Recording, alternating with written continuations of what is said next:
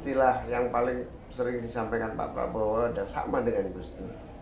Tidak boleh ada dendam di dalam berbuat dan berjuang untuk bangsa ini.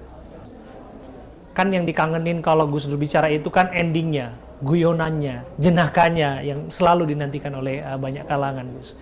Kalau kita melihat hari-hari ini bagaimana ceramah, tausiah, apapun itu disampaikan, ini mungkin Gus Imin juga melihat ini bisa menjadi kontroversi belakangan ini, juga mengikuti apa yang terjadi belakangan ini.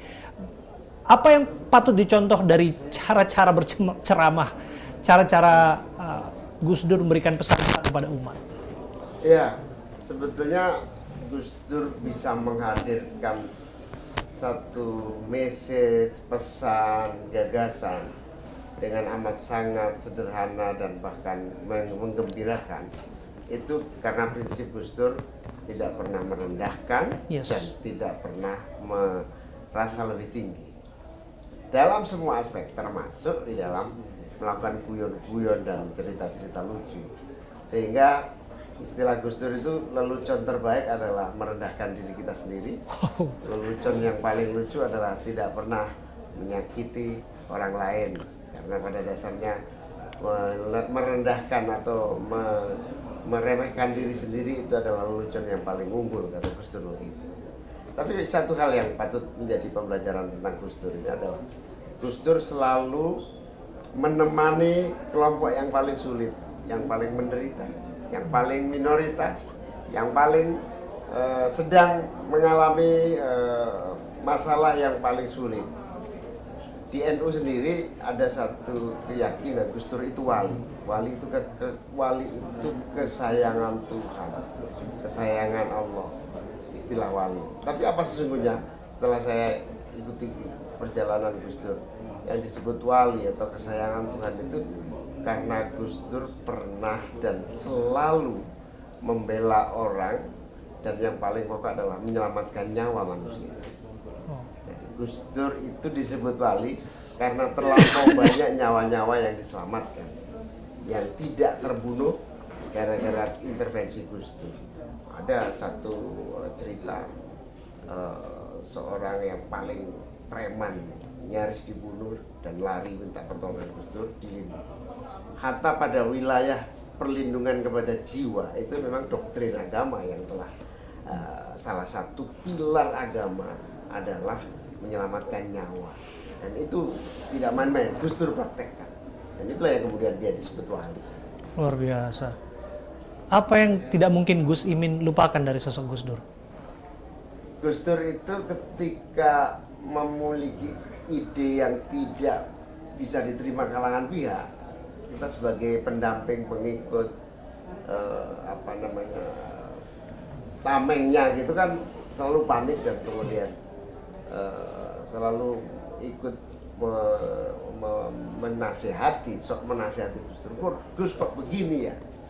Misalnya ketika bendera Papua Gus Dur sampaikan, silakan bendera Papua dikibarkan asal di bawah merah putih.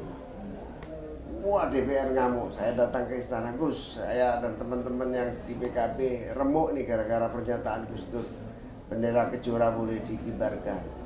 Apa jawaban Gus Dur dengan santai? Sepak bola aja pertandingan di kampung boleh mengibarkan bendera, masa bendera Kejora aja nggak boleh ya? Itu sesuatu yang serius menjadi sangat cair. Itulah kemudian Gus Dur dicintai oleh teman-teman Papua sampai hari ini.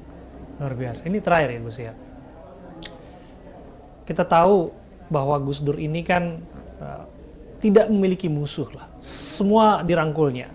Bahkan ia sempat menyebutkan kalaupun ada figur yang dia musuhi adalah sosok Pak Harto. Tapi itu pun ia temani. Artinya memang dia minus permusuhan dan hampir semua dirangkul menjadi seorang sahabatnya begitu. Dan kok saya melihat bagaimana kemudian politik hari-hari ini kemudian yang tadi lawan bisa menjadi teman dan sebagainya. Ini sebagai satu refleksi kebangsaan, Gus. Gus Imin juga ada dalam seturu politiknya Pak Prabowo, lantas kemudian ada dalam kabinet. Ceritakan kepada kami, Gus, mungkin belum banyak orang yang mengetahui itu. Barangkali ada nilai-nilai dari Gus Durian yang kemudian diambil di sana, sehingga pada akhirnya Gus Imin hari ini ada dalam satu kabinet pemerintahan yang kemudian ikut mencoba untuk mewujudkan Asasita? Ya,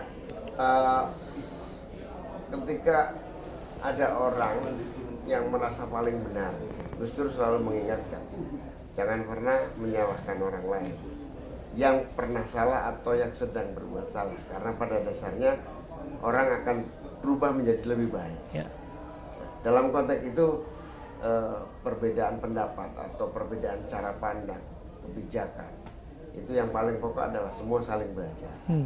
Dan nampaknya pemerintah hari ini Pak Prabowo dengan berbagai pengalaman panjang sejarah dia mau belajar, mau mendengar, mau merangkul, tidak mau ada benturan yang tidak berarti dan tidak produktif.